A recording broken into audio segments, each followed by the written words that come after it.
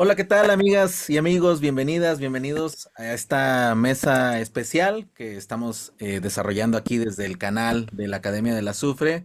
En esta ocasión vamos a estar platicando al respecto de un tema que tiene que ver con la filosofía y todos los cambios que están existiendo en el sector educativo en nuestro país. Entonces, nos vamos a enterar qué problemática es la que hay alrededor, qué discusiones son las que están ahí ocurriendo y bueno, pues compartirlo es importante porque es un asunto colectivo de relevancia, pues, ¿no? Para toda esta cuestión del sector educativo. Y para ello, tenemos aquí en esta mesa compartiendo al compañero Aureliano Ortega y al compañero José Alfredo Torres, que ahorita nos van a explicar a qué organización pertenecen. Y bueno, pues si les parece, empezamos con una breve presentación por parte de ustedes. Si quieren, podemos ir comenzando con el compañero José Alfredo. Por favor, adelante.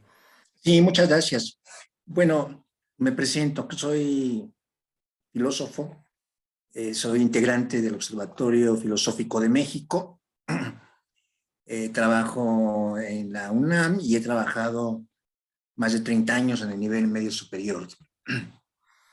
Eh, He estado empapado de esta situación acerca de las reformas educativas que impactan a este nivel y hemos trabajado intensamente desde 2009 en esta organización que ya, ya es conocida desde mi punto de vista, el Observatorio Filosófico de México, tratando de aclarar, tratando de llevar adelante opiniones sensatas acerca de lo que son las reformas, sus propuestas y las críticas que se le pueden hacer desde el Observatorio Filosófico de México hacia la Secretaría de Educación Pública, particularmente a la Subsecretaría de Educación Media Superior. De acuerdísimo. Bienvenido a este espacio. Y ahora le damos aquí la palabra al compañero Aureliano. Adelante, por favor. Bien, buenas tardes. Yo también soy filósofo. eh, eh, Vamos, estudié todos los grados en la UNAM, pero me fui hace muchos años a Guanajuato y ahí permanecí en Guanajuato. eh, Toda mi carrera prácticamente como filósofo y a veces como funcionario, porque a veces hay que también hacer de ese tipo de cosas. Actualmente soy presidente de la Asociación Filosófica de México, que es la asociación más reconocida y quizás numerosa del país, formada por filósofos. Se fundó en 1968, ni más ni menos, meses previos al movimiento, pero desde entonces ha tenido una presencia permanente en el quehacer filosófico de México a través de la realización de sus congresos bianuales, bueno, ya lleva 20 congresos bianuales y en fin, ha sido el referente, vamos a decirlo así, del quehacer filosófico en México, no solo por este evento, sino por sus miembros, realmente todos, quizás las filósofas y los filósofos de cierto renombre en el país han pertenecido a la asociación.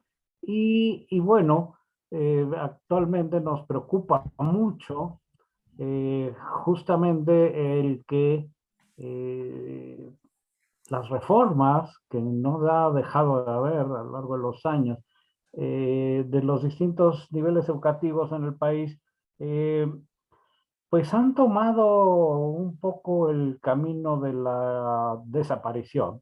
Voy a hacer así fuerte la filosofía, de su dilución más que nada, de su disolución en otra serie de saberes que no son estrictamente filosóficos y que pues atenta no solo con la existencia de la disciplina en los niveles educativos, sino contra el gremio mismo, al desaparecer más bien parte de nuestra materia de trabajo. Entonces, son preocupaciones de índole educativo, son de educaciones de índole laboral y son preocupaciones de índole disciplinario también, porque la filosofía revisaba hace rato, por cierto, unos documentos de la UNESCO del 2005, está catalogada como una actividad imprescindible bajo sus formulación original, vamos, bajo sus contenidos curriculares y disciplinarios, dice la UNESCO, en todos los niveles educativos.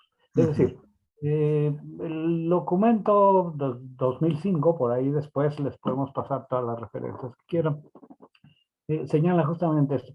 Y parece ser que el momento actual, y no, y vamos, desde 2009, ¿no?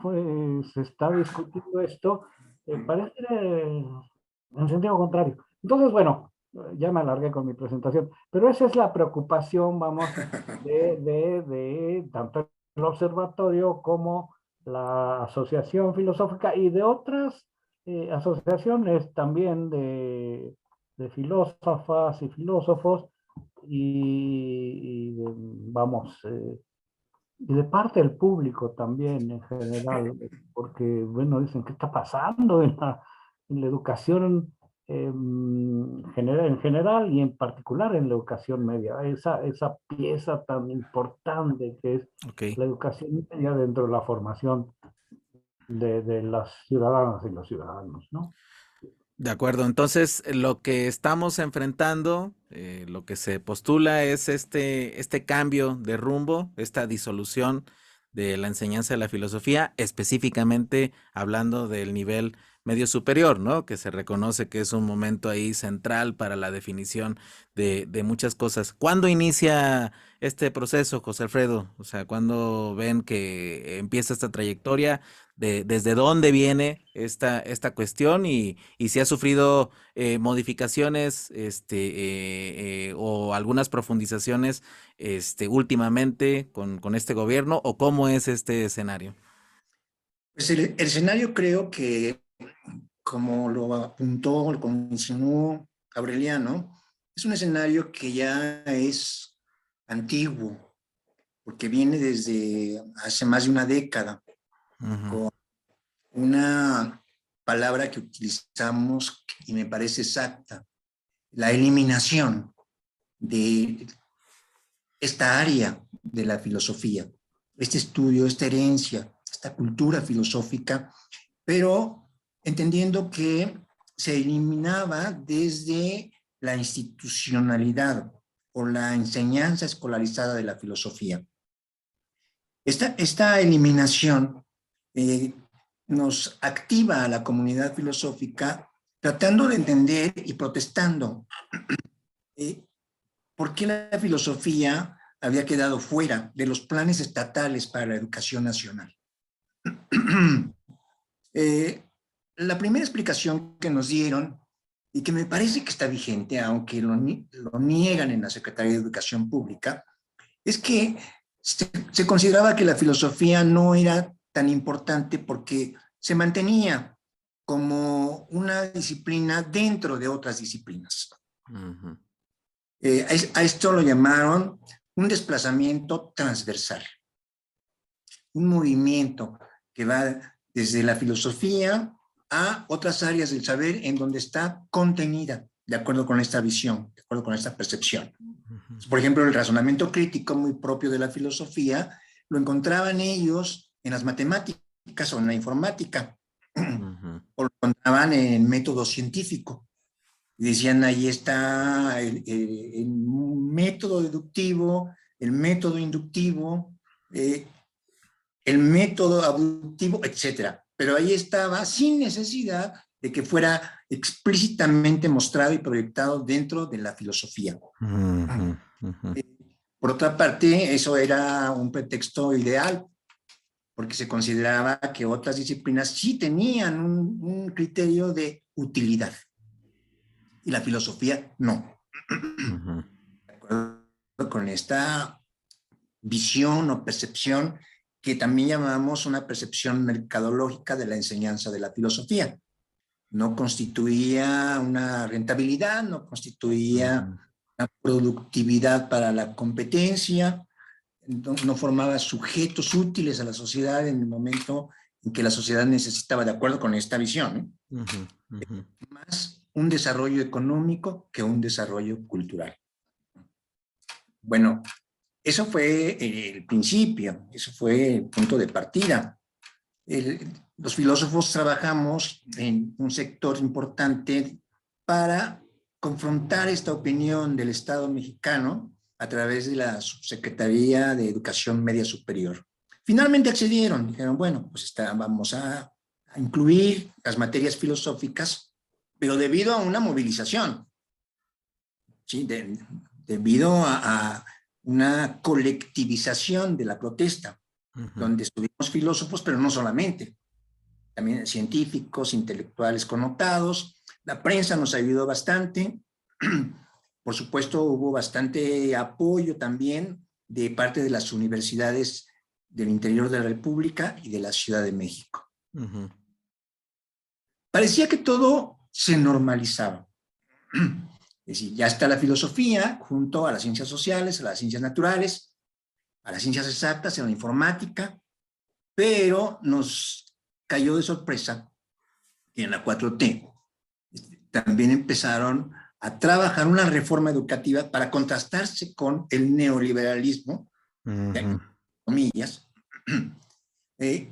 indicando que una reforma educativa tendría que representar a los nuevos esquemas políticos y del discurso educativo nacional dentro de una etapa que llaman la cuarta transformación de México. En esta presencia de la reforma educativa, la filosofía también se está considerando transversal en un modelo pedagógico que ya no se llama modelo pedagógico basado en las competencias, como en el pasado neoliberal. Ahora se llama un modelo pedagógico basado en la transversalidad. Pero estamos encontrando que de la misma manera que se hizo anteriormente, la filosofía está diluyéndose. Ya no aparece con los nombres de las materias que se han enseñado tradicionalmente y que todos conocemos como ética, lógica o introducción a la filosofía, porque todos hemos estudiado estas materias en el nivel medio superior, ¿no? Entonces dicen, vamos a quitar los nombres y vamos a hacerla transversal.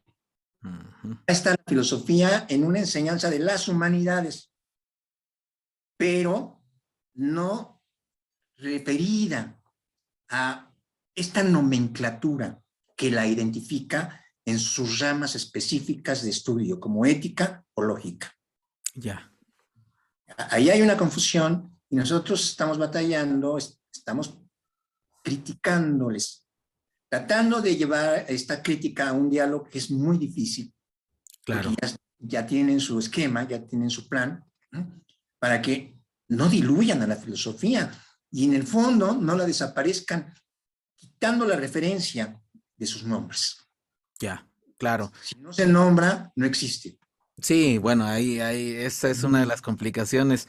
Ahora, estimado Aureliano, déjame preguntarte, cuando ahorita se habla de que, déjame ver si lo entendí bien, ¿no?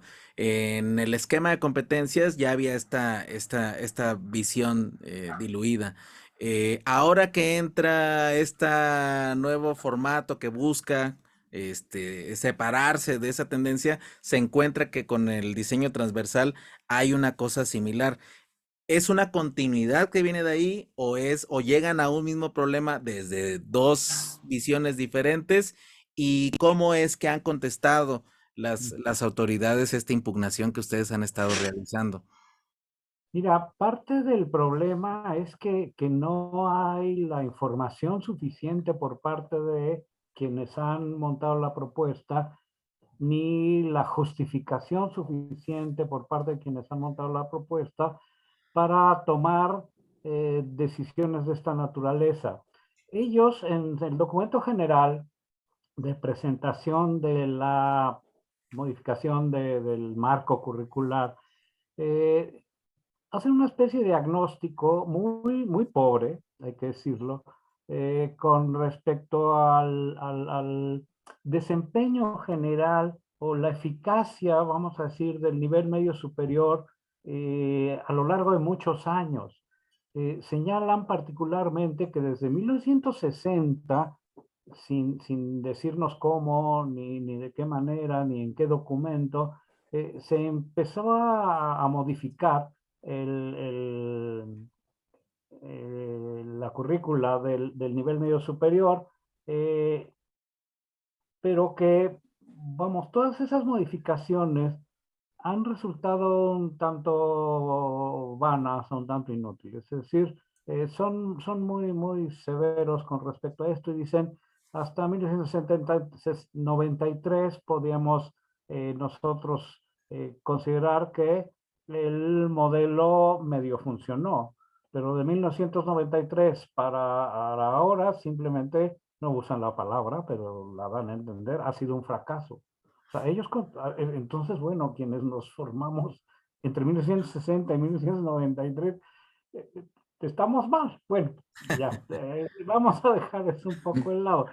Eh, Ellos dicen, parte de lo que no ha funcionado son la organización del currículum por disciplinas, es decir, por asignaturas con un nombre específico. Eso es parte de lo que no ha funcionado. Es decir, no solo las humanidades o la filosofía, la literatura, en fin, la geografía, todo esto, sino también las asignaturas de las áreas de ciencias naturales y de ciencias sociales. Es decir, parte de su diagnóstico es que las asignaturas no funcionan. ¿Pero por qué? Porque fragmentan el conocimiento. ¿Sí? Fragmentan el conocimiento en estancos, en parcelas y propician entonces por ese hecho una educación memorística, ¿sí? Y que excluye la posibilidad de reflexionar y de profundizar sobre aquello que se está recibiendo de manera parcelizada y vamos, muy ajena o muy lejana a la forma en la cual funciona realmente la realidad, ¿no? Entonces, es decir, esta parcelización y este vicio por lo memorístico y por lo que en otras ocasiones se ha llamado la educación bancaria, es decir, guardar en una caja fuerte todo para después sacarlo cuando sea necesario. Todo este tipo de educación ya no funciona. Ahora lo que funciona es justamente, bueno, de acuerdo con su propuesta, un abordaje de los problemas de la realidad en general, o sea, la realidad social, la realidad natural, la realidad cultural, en función justamente de sus problemáticas. Entonces, lo que vamos a hacer ahora es abordar la realidad a través de sus problemáticas con un enfoque multi, ¿sí? Es decir, sobre todo a través de la formulación de preguntas que detonen la discusión y detonen la conversación para a través de esta, con la guía obviamente de un maestro, el que obviamente va a ir señalando lecturas o materiales pertinentes, construir soluciones. Vamos, no sé si se capta la dinámica. Sí. Localizamos un problema, por ejemplo, la violencia de género, es un problema que puede ser discutido desde muy distintos enfoques. El enfoque disciplinario lo que haría sería analizarlo en sus partes y estudiarlo y después intentar una síntesis. Ellos dicen, no, hay que empezar desde el principio eh, eh, entendiendo que el problema es global, que el problema es complejo.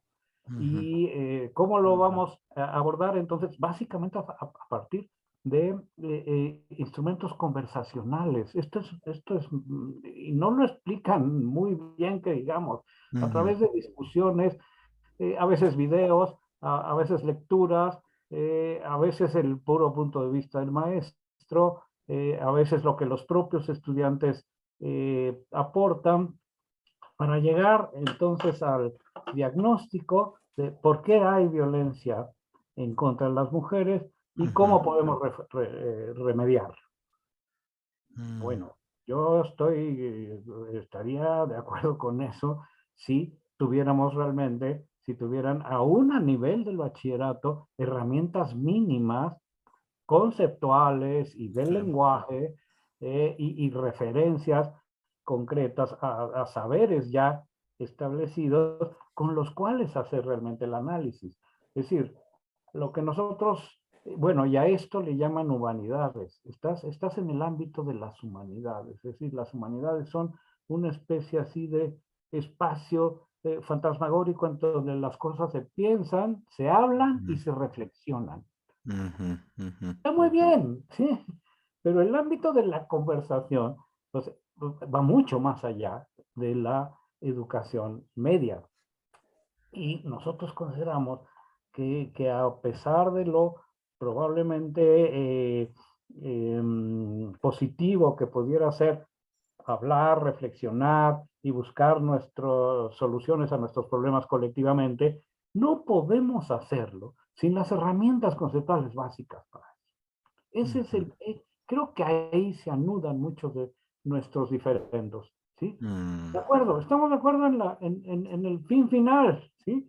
Pero nosotros seguimos pensando que eso se logra a través de saberes ya constituidos, conceptos ya probados y estrategias de abordaje, de aprendizaje, de discusión, de reflexión también, que la filosofía a lo largo de sus 2600 años ya ha ensayado, que no tenemos por qué inventar, que ya están ahí y que ya hay ejemplos de esto. Entonces, más o menos, ese es el diferendo, ¿sí? Ya. Ese es el diferendo. Sí, está muy interesante porque sí, de repente a mí me da la sensación al escucharlo de que, pues obviamente que cuando uno está dando clases sobre alguna base teórica, pues en el aula, pues uno intenta, pues sí ponerlo en contexto y intenta problematizarlo. De hecho, me parece a mí que es una de las puntas del suceso pedagógico, ¿no? Pero que una cosa es eso y otra cosa es que pues, simplemente borres la teoría que viene detrás o el objetivo al que quieres alcanzar, ¿no? Al que quieres ahí señalar, ¿no? Entonces, em, y como bien dices, ¿no? Coincido, ¿no? Ya hay toda una tradición milenaria donde ya hay formas que pues se han desarrollado y que además son pues el ADN, ¿no? Del pensamiento general, ¿no? Del pensamiento moderno y la crítica también, por supuesto, de esto, ¿no? Entonces, a mí me gustaría preguntarles, en torno a la problemática en específico, porque pues sabemos bien que cuando se está dialogando, por ejemplo, con una Secretaría de Estado, pues pasan muchas cosas, ¿no? Porque ahí entramos a un mundo burocrático de una serie ahí de mecanismos difíciles, incluso para el mismo diálogo, ¿no? O sea, ellos mismos pudieran aplicar ya este asunto de lo conversacional, pero parece que no, que no funciona. Estimado José Alfredo, ¿dónde verías tú haciendo este diagnóstico del que pues pareciera que todo está pues muy bien, ¿no? En abstracto, pero que pues sí se está ahí reflejando una falta de reflexión pedagógica en torno a toda esta tradición. ¿Cómo hacerles entender? Hace rato hablabas un poquito de que pues hasta que no hicimos presión empiezan a surgir estas otras cosas, pero bueno, ahora en un segundo paso, cómo se transmite, cómo se entiende esta, no diríamos una u otra, sino esta necesidad simultánea de sí estar problematizando, por supuesto, pero siempre tener claro, abierto, la enseñanza de la tradición filosófica. ¿Cómo ves tú esto? Bueno, creo que haces dos preguntas al mismo tiempo. La primera tiene que ver si hay condiciones de posibilidad del diálogo dentro de un marco de intereses claramente políticos que tienen que ver con una línea cultural que el Estado fija para la educación. Nosotros en la parte que dio inicio al Observatorio Filosófico de México, nos topamos con una situación similar. Es decir, estaba trazado el modo en que iban a intervenir la educación y en el caso concreto de ese periodo de Felipe Calderón, que tuvo como secretaria de Educación Pública a Josefina Vázquez Mota, y después a Alonso Lujambio, no había vuelta de hoja desde su punto de vista. Es un poco complicado entender cuando el Estado dice, esta es la manera en que debe llevarse a cabo el planteamiento. Y el resto tenemos que trabajar de acuerdo con este escenario que pinta el Estado, avalándolo. De la misma manera que ahora se ha hecho, también en aquel entonces se organizaron foros.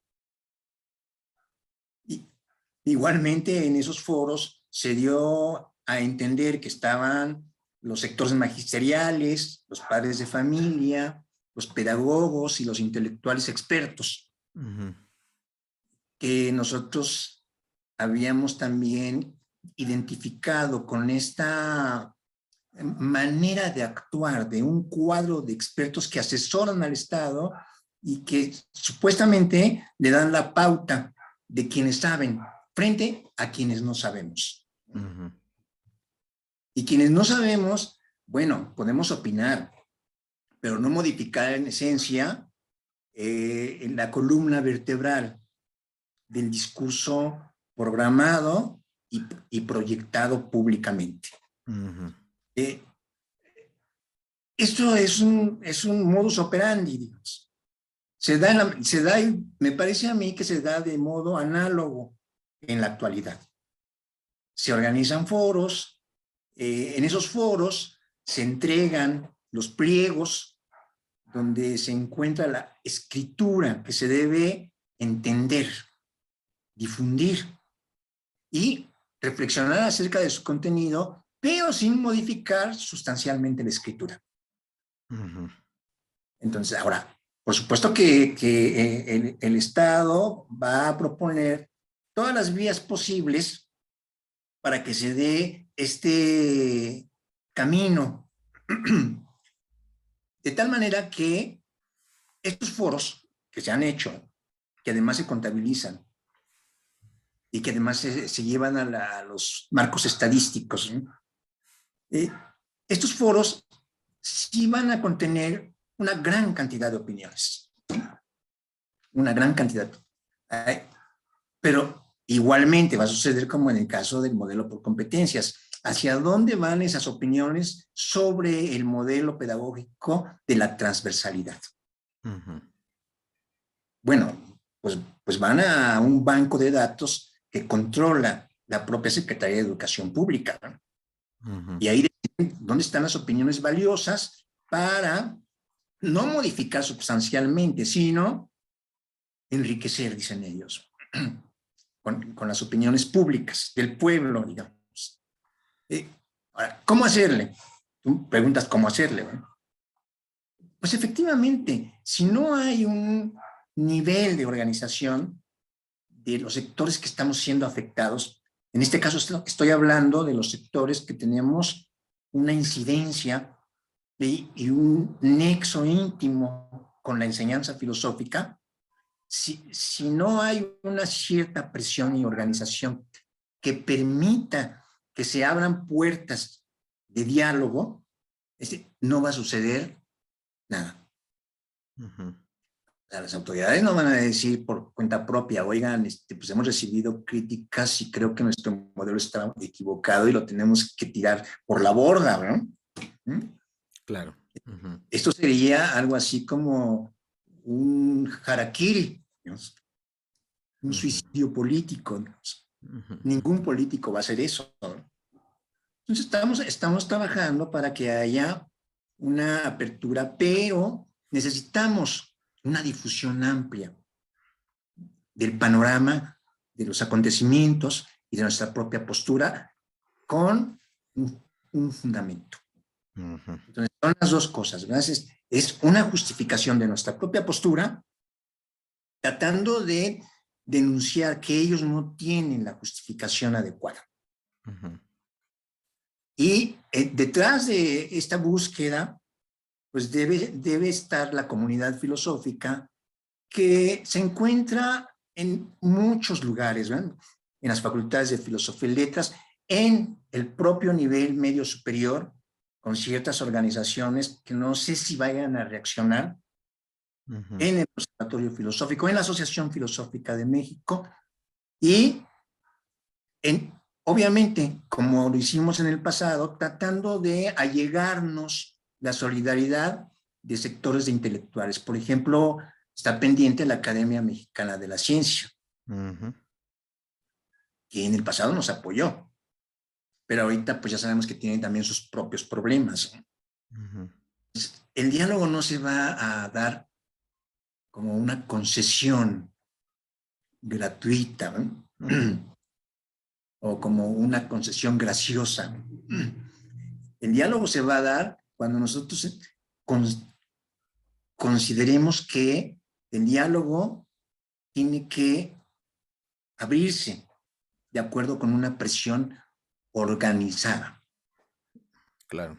Eh, y en esa presión organizada, por supuesto que se encuentran los medios de comunicación. Ujú.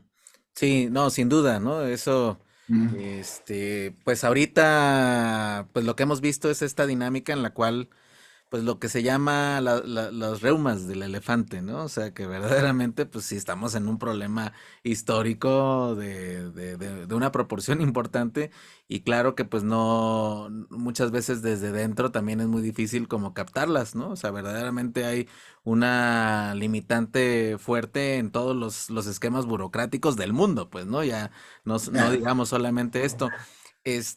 Y a mí me gustaría hacer una pregunta, porque por ejemplo, ahorita que tú planteas, José Alfredo, el diálogo, ¿no? Y que pues obviamente que ahí lo que sí, que también es verdad, es de que pues ya estando una directriz y ya estando también en el momento que estamos del sexenio, pues como que va a ser difícil que le echen simplemente un reversazo, ¿no? Hay grados de libertad, que esos grados de libertad también, como bien dices, bueno, son acotados, porque pues de alguna u otra manera, em, pues hay también este problema de que, por ejemplo, lo que se suele hacer de las reuniones y eso muchas veces está como un requisito dentro de un proceso administrativo antes que de genuinamente querer ver cuáles son los problemas y resolverlos. Esa es una realidad de este problema burocrático. Ahora, Aureliano, me gustaría preguntarte, ¿cómo podemos dentro de ese diálogo pues plantear de que, por ejemplo, la enseñanza, hace rato hablabas, ¿no? De los modelos ahí históricos, el modelo tradicional, qué ventajas tenía y qué ventanas de oportunidad también para poder decir ahora, bueno, reconocemos la problemática, pero ¿cómo le hacemos o cuál sería la propuesta de hacer esta convergencia, de sí recuperar esta tradición, pero también, pues, de entroncarla con esta necesidad que creo, salvo la mejor opinión de ustedes, de que sí hemos tenido también, pues, estructuralmente problemas para que en medio superior y muchas veces en licenciatura, pues, veamos que faltan mecanismos para que pueda internalizarse eso en los alumnos, ¿no? Esos grandes conceptos, esas grandes áreas, como hace ratito lo señalaban, la ética, por ejemplo, ¿no? O la lógica misma, ¿no? Que también tiene sus límites estructurales, pero ¿cómo lo hacemos para decir en este diálogo, con estas condiciones de grados de libertad acotados que tenemos, cómo salvar esa tradición, y cómo hacerla entroncar en esta nueva dinámica? Eh, bueno, para empezar tendría que decirte, el diálogo que hemos tenido con las autoridades de la Secretaría de Educación em, fueron instancias suyas, o sea, ellos nos convocaron. Hemos tenido alrededor de 5 reuniones, 3 de ellas formales, dos informales, pero en la mayor parte del tiempo que hemos invertido en esto, los hemos escuchado a ellos. Ellos apenas si nos han escuchado. Es decir, no ha habido realmente un diálogo. Es decir, ellos han usado la mayor parte del tiempo, del tiempo, reiterando su posición y reiterando que es muy buena y que nosotros somos un poco los que no entendemos cómo son las cosas, ¿sí? Bueno, nosotros hemos contestado no solo en esas reuniones, sino a través sobre todo la prensa, la jornada, casi cada semana nos tiene ahí presentes, pero no ha habido realmente un diálogo, tal y como lo planteas, o sea, es decir, un verdadero foro de análisis del documento entre ellos y nosotros. O sea, ellos dicen, es que esos foros ya se hicieron, sí, y como dice José Alfredo, estadísticamente son abrumadores, ¿no? Más de 2,000 asistentes al foro, sí, pero un foro donde quien presenta el documento ocupa el 90% del tiempo y deja 10% para preguntas que generalmente hace algún allegado. Por cierto, dice. Por cierto, sí, puede ser se oye muy feo, o algún palero, ¿no? Y uno dice, "Oh, es magnífica la Es decir, no ha habido realmente diálogo. Nosotros lo que demandaríamos como una de las estrategias que se nos ocurre es realmente tener la oportunidad de analizar el documento frente a ellos a fondo, ¿sí? Diciendo justamente lo que dices, esto no sirve, ¿sí? Pero, y no sirve no porque lo tradicional sí sirva y esto no, sino porque justamente no hay ningún tipo de transición entre la tradición y lo que ellos proponen. Es decir, hay un vacío entre este modelo por que consideran fracasado y lo que ellos proponen. No hay un aterrizaje suave, no hay una especie de estrategia que lleve de un punto a otro. No, hay un borrón y así realmente violento que, que, que bueno, vamos, implicaría a nivel un cambio realmente radical de conductas, de prácticas, de estrategias pedagógicas que no es, sobre las que no se ha dicho nada, ¿no? De formación o reformación de los profesores y las profesoras mismas. Es decir, no, ahí está, ahí va el modelo y a ver cómo le hacen para que funcione, ¿no? Es decir, tampoco se ha dicho una sola palabra sobre eso, ¿no? Se van a llevar a cabo talleres, o sea, va a haber un periodo de gracia para la transición, nada de esto, ¿no? Esto en cuanto a la práctica pedagógica misma, pero en cuanto a la justificación del modelo, tampoco, y querría insistir en esto, al principio lo dije, no hay realmente una base teórica y conceptual firme, sólida, como para decir esto es mejor que esto. Hay una descalificación. ¿No sirvió? Bueno, ¿por qué? Pues porque fragmenta el conocimiento. Y es malo que se fragmente el conocimiento porque es malo. En fin, toda esta justificación que tendría que acompañar al documento, no, brilla por su ausencia. Entonces, bueno, parte de nuestra demanda es justamente eso. Vamos a sentarnos en torno a una mesa de discusión a revisar a fondo las cosas. Porque al nivel en el que se han dado es una suerte de pelotazos, lo voy a decir así, ¿no? O sea, ellos hablan, nosotros hablamos, nosotros sacamos cosas del periódico, ellos nos contestaron por primera vez a través del periódico mismo, pero no ha habido un diálogo, ¿sí? Definitivamente lo que ha brillado por su ausencia es realmente el diálogo. Ha habido un monólogo por parte de ellos Y por parte nuestra, pues sí, también tratar de responder, pero vamos, en la expectativa de que se configuren las condiciones para establecer un diálogo, pero esto todavía no se da. Y entonces, bueno, pasando a la última parte, es decir, aquello que señalaba al final José Alfredo, pues sí, depende de nuestra presencia en medio, depende de nuestra presión, depende de lo que nosotros podamos hacer al nivel de la difusión de la propuesta y de nuestras críticas a la propuesta entre los directamente involucrados primero y entre la comunidad filosófica. Los directamente involucrados son los profesores que imparten las materias filosóficas a nivel medio superior, pero también en general con respecto a la comunidad filosófica. Ahora hay algo que no he mencionado. No solo desaparece la filosofía, desaparece la historia, la literatura, la geografía, la antropología, es decir, las humanidades dejan de entenderse como aquellos conjuntos de saberes, disciplinas establecidas hace mucho tiempo, a través de los cuales se trata de entender lo humano y sus problemas, para pasar a lo humano y sus problemas per se, es decir, porque existen, ¿sí? Ujú. Pero no porque haya habido previamente un conjunto de saberes que hayan tratado de explicarlos, ¿sí? O sea, es un estar ahí atemporal, Ujú. sin densidad histórica. ¿Cuándo empezaron esos problemas? No sé, pero ahí están.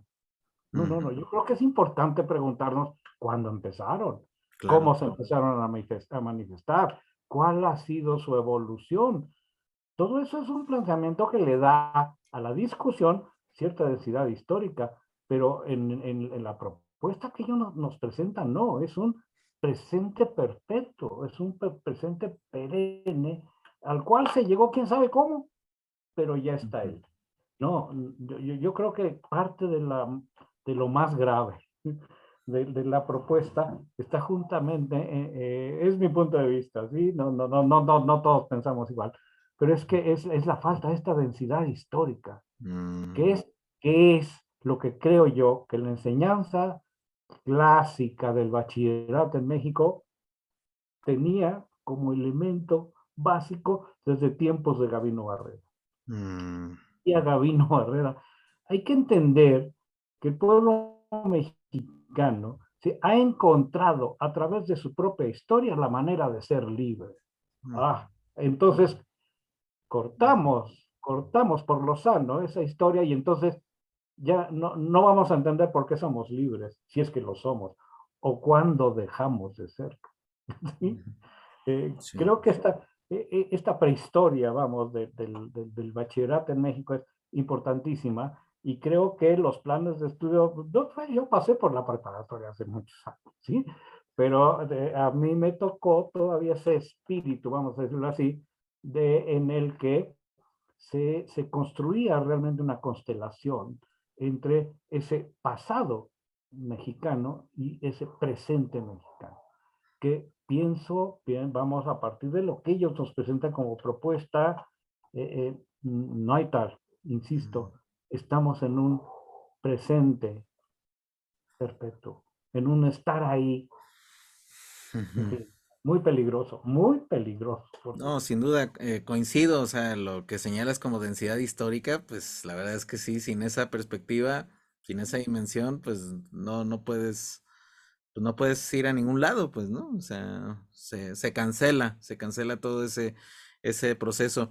Yo siento aquí hasta ahorita, como lo han estado exponiendo, que sí hay, o sea, sí hay algo detrás así fuerte donde se empezó a desconocer toda la estructura misma, ¿no? Porque, por ejemplo, ahorita que señalabas lo de Gabino Barreda, pues sí podemos empezar a detectar cómo se van generando diferentes momentos, fases, grandes fases de entendimiento del universo, de la totalidad, pues, ¿no? Entonces, pareciera que ahora, no sé si ustedes están de acuerdo con esto, de que está ya de que la propia realidad dice, no, es que sí tiene que cambiar, pero no se sabe hacia dónde debe cambiar, entonces se hacen estos saltos pues cuántico sería quizá decir mucho.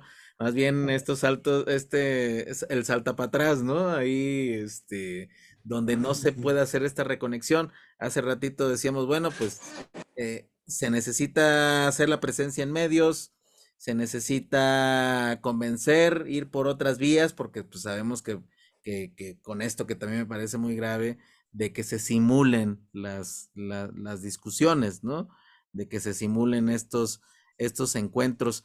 Déjame preguntarte, José Alfredo, ¿han planteado, pues, además, por supuesto, de los medios, alguna, por ejemplo, pues alguna dinámica de discusión que se pueda hacer entre algunas de las asociaciones interesadas o los maestros, como para mostrar, ¿no? O sea, no solamente, por ejemplo, hacer la exigencia de este diálogo, que bueno, eso es fundamental sin duda, pero no sé, o sea, de repente pienso, lo estoy pensando ahorita escuchándolos, de hacer este ejercicio interno de reflexionar en torno a esto y que eso sea también algún elemento que permita, permitir a los medios, permitir a la opinión pública entender esta gravedad. ¿Cómo ves ahí? ¿Qué hay en la planificación? Pues mira, creo que estamos en ese proceso. Es decir, estamos frente al fenómeno.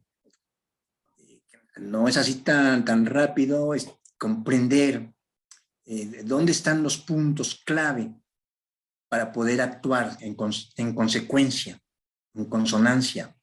Pero tienes razón, uno de esos puntos clave debe ser el diálogo como ejemplo de diálogo con nuestros colegas dentro del sector o dentro de los sectores de la comunidad filosófica. Eh, en ese terreno debe de haber un factor importante que tampoco es tan sencillo de que se cumpla. El factor importante es estudiar los documentos oficiales. O sea, ¿qué dicen? ¿Dónde está su talón de Aquiles? Para que nosotros podamos argumentar, para que nosotros podamos justificar una posición, si no contraria, por lo menos de insatisfacción con las razones aportadas. Pienso en el caso del contingente de los colegas del nivel medio superior. O sea, es difícil, es muy complicado porque los colegas del nivel medio superior, en términos generales, son colegas que tienen un trabajo muy precario, académica y laboralmente hablando. Entonces, la mayoría de los colegas que están contratados como profesores de asignatura apenas si tienen tiempo, Claro. apenas si tienen motivación y apenas si tienen condiciones para poder ejercer la libertad de expresión. Entonces, bueno, se van a poner a estudiar los documentos y luego no es tan sencillo que manifiesten una postura crítica o contestataria, porque va en juego esta condición laboral académica precaria. Van en juego los contratos de reiteración de su permanencia. Y la otra parte, que es la motivación, pues también tiene sus bemoles, porque no hay una experiencia, no hay un legado de acción política, político-académica. Entonces, bueno, vamos a dialogar con nuestros propios colegas, ¿no? Pero ¿entre quiénes? ¿En dónde están esos puntos de diálogo dentro de la comunidad filosófica? Entonces, una necesidad que tenemos es encontrarlos, identificarlos, y empezar a trabajar un intercambio que nos permita clarificarnos como comunidad y nuestras demandas, o como comunidad con nuestras demandas. Entonces, sí necesitamos trabajar con asociaciones, aunque sean muy modestas, dentro del sector magisterial del nivel medio superior, pero también con el sector académico del nivel superior. Por supuesto, ¿no? Porque parece un prejuicio que lo que suceda en el nivel medio superior no afecta al siguiente, pero sí lo afecta, pero sí lo afecta. Claro. Y viceversa, ¿no? Entonces, tenemos que hacer una fuerza común que nos dé a entender que no somos una isla y que la propuesta y la posición de la Secretaría de Educación Pública no es cualquier cosa. Ujú. Una modificación general de nuestras condiciones de la enseñanza de la filosofía, que tienen, por supuesto, incidencia laboral. Ujú. Porque cuando se dice, ya no va a haber ética y ya no va a haber lógica, sino va a haber solamente humanidades uno. Entonces, bueno, ¿quiénes van a impartir humanidades uno? Si las humanidades son un conglomerado que tiene efectivamente la literatura, la antropología, la historia, entonces alguien va a decir, pues, ¿sabes qué? Pues entonces contraten historiadores, antropólogos, psicólogos, y pues ellos como están dentro del campo de las humanidades van a poder dar clases de filosofía. Ujú. Y ahí otra vez tenemos un desplazamiento laboral de los filósofos, pero al mismo tiempo tenemos un desplazamiento de la filosofía, porque ¿cómo van a impartirla estos otros profesionistas? Todo eso lo tenemos que dialogar y todo eso lo tenemos que puntualizar. Y se vuelve complejo, como decía Aureliano, porque entonces ahí entra la génesis, la historia de lo que ha sido el nivel medio superior y la historia de lo que ha sido la lucha para conservar dentro del nivel medio superior las humanidades y la filosofía. Que se dio esta lucha desde el principio mismo de la preparatoria con una filosofía positivista detrás.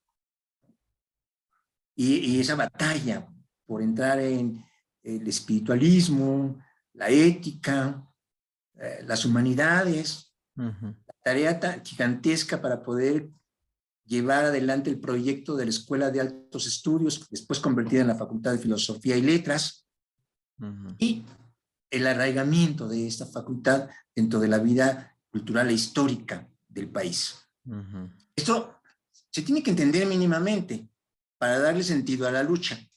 Ujú. Pero en medio de esta vorágine de decisiones súbitas y en medio de esta vorágine de la proletarización del trabajo académico, entonces esos puntos claves que nos corresponde identificar están pendientes, pero dependerá de nuestra perspicacia Ujú. para poder aprender de la experiencia que ya tenemos con el caso del Felipe Calderón y la eliminación de la filosofía. Entonces, aprender de esa experiencia, insisto, con los medios de comunicación, con las asociaciones de filosofía, con los profesores del nivel medio superior y, como también señaló muy bien Aureliano, en este momento están siendo afectados otros sectores, el de los Ujú. científicos, ¿no? El de los científicos naturales, el de los matemáticos, el sector de las ciencias sociales, ¿no? Ujú. El sector de la literatura, o sea, ¿qué pasa con los literatos? ¿Dónde están? Ujú. O sea, van a desaparecer, van a desintegrar sus materias, la enseñanza o el contenido de esas materias, pero ¿por dónde vemos unas voces que estén, pues, agrandando su protesta, ¿no? Su Ujú. grito de no estar de acuerdo? Ujú. Ese es otro punto clave. Necesitamos atraernos a estos sectores, que estoy seguro que también están inconformes. Sí, o sea que quizás están ahí por separado y pues hay que Sí, hacer. sí, sí, Dar- está latente su Ujú. manifestación, está latente. Tenemos que hacerla presente. Ujú. Aureliano, adelante. Sobre esto último, quisiera, ya surgió por ahí, no lo he leído, pero me llegó, en la revista Nexos apareció una nota de algún científico ya eh, señalando esto, el peligro de la desaparición de las disciplinas insisto, apenas me llegó la noticia de que en la revista Nexos alguien, pues, bueno, con todo lo que eso significa, pero como sea, se trata de una llamada de atención con respecto al peligro que puede significar la desaparición sin más de las disciplinas. Yo quiero insistir en esto. Podrían desaparecer un día de estos, pero tendríamos que haber recorrido, yo creo que todo, absolutamente todo su trayectoria, para entonces sí decir, sí, ya las damos por muertas, pero creo que no ha sucedido eso. Y con respecto a lo político del asunto, en efecto, las condiciones bajo las cuales podría darse realmente una difusión exhaustiva y una discusión sobre todo exhaustiva entre los directamente involucrados y afectados es dificilísima. En las condiciones en las que estamos es dificilísima porque la precarización del trabajo de los docentes en todos los niveles, pero particularmente en los niveles secundario y medio superior, ha estado terrible, ¿no? Y precarización que implica lo que decía José Alfredo, o sea, a veces la imposibilidad misma de cobrar conciencia de una problemática que está ahí, que quizás genere malestar, pero que ni siquiera se resuelve en una conciencia clara de lo que está pasando. Yo creo que ahí es fundamental la tarea de los medios. Creo que los medios de comunicación pueden no suplir ni la conciencia ni la discusión, no suplir, pero sí eh, prender los focos necesarios. Sí, suscitar las preguntas, suscitar la inquietud por lo menos, que si no llega a articularse en una protesta, vamos a decir, completamente bien armada, cosa que, bueno, pues hemos tomado nosotros la iniciativa y la vamos a tratar de llevar a otras últimas consecuencias, sí por lo menos eh, eh, ponerla en el imaginario de los profesores, ¿sí? Es decir, hay una discusión en curso. ¿Por qué? Porque hay una transformación en curso y en esa discusión es importante que, que, que participes, si puedes, o que te enteres, por lo menos, si puedes, y que acompañes, vamos, de alguna manera, tal y como lo hacen la magia de los medios, a quienes pues estamos en la primera línea, pues ahí en los trancazos, ¿no? Pero creo que es importante entender pues realmente la función de esto que llamamos opinión pública y que es la materia de los medios, ¿no? Es decir, pues vamos a usar, yo creo que las armas que ellos mismos nos proporcionan, hacer entrar en la conversación la reforma, hacer entrar en la conversación de los profesores del nivel medio superior, de cualquier área, la reforma, para que pues tengamos por lo menos ese acompañamiento moral, si quieres, ¿no? Pero también funciona. Por supuesto que también funciona, es decir, y nos da ánimos a nosotros que, insisto, estamos en la primera línea, que eventualmente puede enriquecer realmente nuestra posición si algún pequeño colectivo, algún grupo o hasta un profesor aislado o una profesora aislada que diga, ¿saben qué? Yo pienso esto, hasta eso ya es bueno, ¿sí? Si son pequeños grupos o si son grupos organizados o si son entidades de otra naturaleza, todavía mejor, ¿sí? Tengo también noticia que la Red Centro Norte de Investigadores en Filosofía está preparando un documento.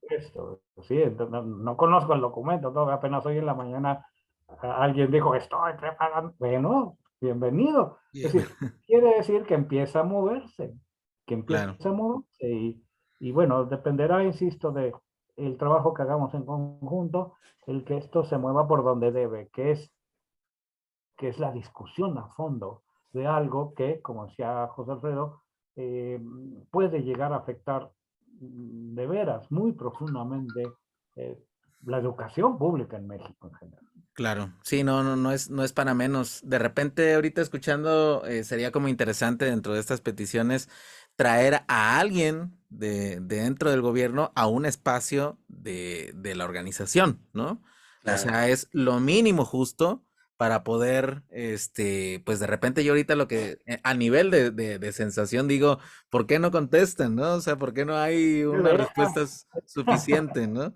Y se trata, exacto, entonces, creo que sí sería interesante como plantear eso, ¿no? Digo yo aquí ya atreviéndome ahí a proponer un poquito, No, es una sobre, buena idea. sobre de esto, ¿no? Decirle, oye, bueno, pues mínimamente un espacio, sobre todo lo importante es quitar, estas estructuras burocráticas que son muy fuertes en realidad, o sea, el servidor público se mete en el reglamento, ¿no? Entonces, pues obviamente que uno puede hacer la impugnación también desde la perspectiva de decir, bueno, pues yo no detecto el puente de transición aquí, pero pues sí podemos detectar de dónde le salió a ustedes esta idea, de dónde viene y de que si viene de una tradición de reflexión o si es una interpretación libre de una reforma que en el papel suena de una manera y que además ahorita esto me parece muy importante enfatizar, si me permiten, pues el asunto de la precarización, ¿no? Porque el asunto de precarización, además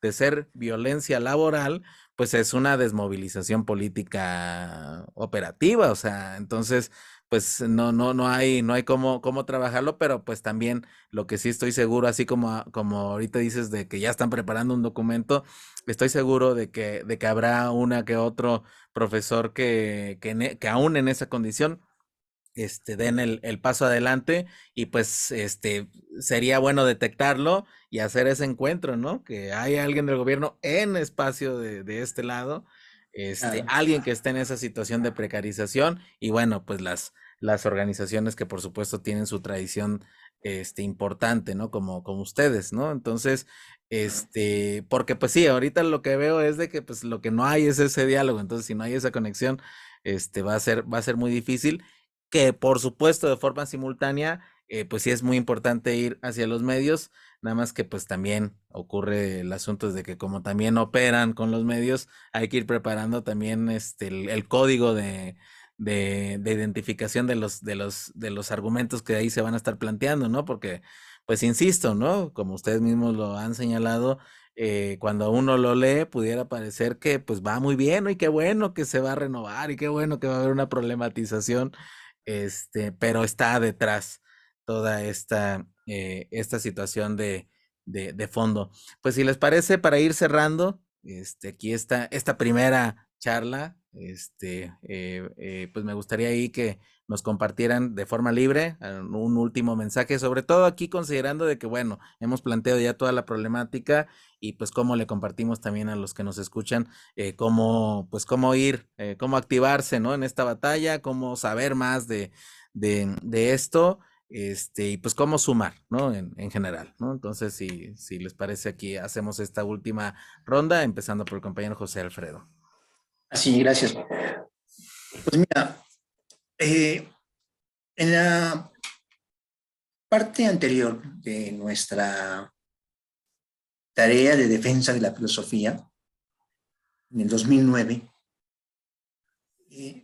nosotros entramos en un mundo que parecía imposible. Sentarnos en la misma mesa, autoridades y filósofos. Y decir, bueno, ya estamos en la misma mesa. ¿Qué vamos a entender por diálogo? No vamos a entender lo de siempre, que como efectivamente decía Aureliano, no se convierta en un monólogo o en una tarea de no escuchar, en un diálogo de sordos. Y nosotros encontramos que se podía dar el diálogo haciendo concesiones mutuas. Es decir, no van ellos a colocar en el papel y en la escuela las proposiciones de el bando contestatario, tal como se están exigiendo que se cumplan. Y viceversa, ¿no? Entonces, sí hubo un acercamiento dialógico, porque nosotros nos dimos cuenta de que ellos aceptaban que estuvieran las materias de filosofía y que no las iban a eliminar. Aunque ya habían hecho desastres y catástrofes porque el decreto se había cumplido o se estaba empezando a cumplir y muchas escuelas se quedaron sin enseñanza de la filosofía, pero bueno, las que todavía no eliminaban en su totalidad estas asignaturas, pues pudieron darse cuenta de que ya había un nuevo decreto para salvaguardarlas. Y ellos dijeron, bueno, les vamos a dar esta entrada a las asignaturas de filosofía, pero sin hacer a un lado nuestra propuesta didáctica de modelo pedagógico por competencias. Entonces dicen, ese no lo toquen. Y les ponemos las materias de filosofía. Bueno, hubo una concesión mutua. Hubo una concesión mutua. Esto significa que sí se puede entrar en un diálogo, como muy bien tú decías, ¿no? Hasta dónde una discusión puede llevarnos al entendimiento. Con una satisfacción no absoluta, pero sí con una satisfacción mutua, de que hemos alcanzado una respuesta que satisface a las partes en conflicto. Pero esto se dio en el centro mismo de las instituciones educativas, ahí en Santo Domingo, en la Secretaría de Educación Pública Federal, ¿no? Pero a través de una movilización de la comunidad filosófica. Entonces, nosotros podemos entender que las autoridades deben de dejar su postura dogmática, porque capítulos anteriores han dado la pauta para dar entrada a otra opinión. Eso se puede considerar como una lección o un antecedente para poder entrar en una vía análoga, semejante. Claro, esto dependerá de una disposición política de ambas partes. Pero creo que nosotros hemos ganado esa experiencia y ellos ya son otra administración, ya son otra gestión. Ellos están peleados con la gestión anterior y es una batalla jurada, ¿no? Pero no es nuestra batalla. Nosotros tenemos otra. Entonces, ojalá lo entiendan para que vean que no estamos en los bandos políticos que están peleándose día con día, ni liberales contra antineoliberales, digamos. En fin, claro. Nosotros no queremos meternos en esa reyerta, ¿no? Nosotros queremos meternos en el conflicto que están provocando ellos y que afecta directamente a la filosofía. Entonces, si afecta directamente a la filosofía, no importa si tienen una bandera blanca o negra. A nosotros nos interesa llegar a una parte del diálogo, la que sea, independientemente de la bandera que ellos defiendan, para que la filosofía no se elimine, no se extinga, porque este es un fenómeno global. Y nosotros hemos caído en esa ruina de las humanidades, pero no vamos a quedarnos con los brazos cruzados. Entonces, tenemos que entrarle al toro. Eso, muchísimo. Y aun cuando se implemente la reforma, aun cuando quede instalada, seguiremos batallando De acuerdísimo. hasta la extinción de ellos. Aureliano, adelante. A ver, a partir de lo que dice José Alfredo, yo quisiera darle un giro de tuerca más político en este sentido. Es decir, creo que no es la filosofía de la cuarta, sea lo que sea la cuarta, creo que no está dentro de los postulados de la cuarta cortar con sus raíces históricas, sino exactamente al contrario, ¿sí? Si de algo se nutre la cuarta, el nombre mismo de la cuarta transformación está, vamos, hundiendo de manera decidida y radical sus raíces en la historia, ¿sí? Es decir, en esa densidad de la que hablaba. Yo creo que una propuesta como esta, ¿sí? Que atenta básicamente contra la densidad histórica, es profundamente anticuarta. Entonces, si nosotros logramos poner dentro de el horizonte de visión de aquellos que se consideran albaceas de la propia cuarta, podremos tender ahí un foco de alarma con respecto a qué está haciendo la cuarta con su sector educativo y particularmente con su nivel medio superior. Porque parece esquizofrénico, es decir, cómo todo un planteamiento de transformación radical de muchas cosas, no de todas, pero sí de muchas cosas, dentro de la vida social y cultural mexicana, deja pasar como a trasmano un plan de estudios en el cual lo que se vulnera en última instancia no es solo la filosofía, sino justamente la tradición, sea también lo que esto sea. Es decir, entendiendo en todo caso para este particular problema, es decir, todo aquello que ha hecho de los estudios de bachillerato del nivel medio superior mexicano realmente un elemento de transformación social. Ellos ponen en sus documentos, se quiere crear se quiere generar un sujeto que sea agente de transformación social.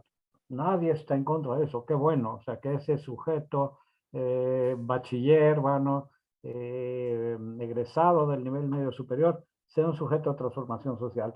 Pero justamente la palabra transformación los mete en problemas porque la transformación siempre es un camino, siempre es un proceso, no un empezar siempre desde cero, que es a mi modo de ver lo que genera este plan de estudios. Empezar siempre desde cero, cortar con la tradición, no transformar nada, sino vivir un presente perpetuo, es profundamente anticuarta transformación. Entonces, es parte, creo, de lo que tenemos que poner en el imaginario y en la discusión. Después, lo que dice José Alfredo, sí, ¿no? Es indudable, hay que sentarse, ¿sí? Hay que provocar el suficiente ruido para que el desenlace de esto sea sentarnos juntos con ellos. Es lo que estamos demandando. De acuerdísimo. No, pues de lujo. La verdad es que ha sido un gusto charlar con ustedes. Y pues vamos a pasar esta grabación. También lo vamos a hacer podcast ahí en Radio de la Azufre para que también ahí se pueda, pues, digamos que transmitir, ¿no? A las compañeras y compañeros que, como bien se decía hace ratito, pues muchas veces ni tiempo hay. Entonces ahí en un ratito que se pueda ahí escuchar al viejo, hablando de tradiciones, de la tradición radial, ¿no? Que también puede ser ahí una vía. Y bueno, pues también decirles que pues estamos atentos, ¿no? También ahí a la evolución. Creo que sí es muy importante todo este contexto. Coincido con este asunto, ¿no? desde que estaba en el estadio López Obrador, que enuncia por primera vez lo de la cuarta transformación, digo, ya como presidente electo, pues es toda una postura de recuperación de los procesos históricos que van evolucionando, ¿no? Entonces sí es una inconsecuencia y además sería muy desafortunado que en los canales ya de ejecución en la Secretaría de Educación, pues pueda existir todas estas problemáticas, ¿no? Que sobre todo refiriendo a la posible simulación del diálogo, que esto siempre hay que tenerlo pues Ujú. presente, ¿no? Sobre todo porque pues digamos que hasta desde una postura conceptual, pues obviamente que la burocracia siendo una dimensión que separa pues tajantemente la ejecución de la ley de responsabilidades administrativas y otras tantas con lo que es el fenómeno social y todas las preocupaciones que están ahí a otro nivel, pues tiene que haber un punto de encuentro, ¿no? Entonces abogamos aquí en la Academia de la Azufre también porque se lleve a cabo este diálogo, con toda la responsabilidad y además con todo el amor que se tiene al conocimiento y a su evolución y saber de que pues las sociedades dependemos de toda esta reflexión, de esta formación fuerte que se pueda tener desde la filosofía, la historia, por supuesto agrego desde mi punto de desarrollo de la economía, particularmente la crítica de la economía política marxista, que pues somos sensibles, por supuesto, a esto, porque pues ya ven ustedes que también el marxismo, cada que se puede, le andan queriendo desaparecer lo que se pueda, ¿no? También es un área bajo ataque, por así decirlo, dentro de Permanente. permanente, exacto. Entonces, pues les envío un saludo, un No, abrazo, Muchas este, gracias. y pues nos vemos seguramente ahí, podremos eventualmente hacer ahí alguna otra dinámica para seguir discutiendo, ¿vale? ¿Cómo no? muy bien, Gracias. pues muchas gracias por el espacio. Nos estamos viendo. Con todo gusto y agradecerle a Mm. todos los que van a estar siguiendo esta charla, tanto en video como en audio. Les recordamos en YouTube, pueden visualizarlo en Academia del Azufre, en Facebook, en el Centro de Estudios del Capitalismo Contemporáneo, es /Centro ECC, y en Spotify, en Radio del Azufre. Así que muchísimas gracias a Aureliano Ortega y a José Alfredo Torres. Se despide su amigo Oscar Rojas, el economista de Azufre. Hasta luego. Hasta luego. Hasta luego.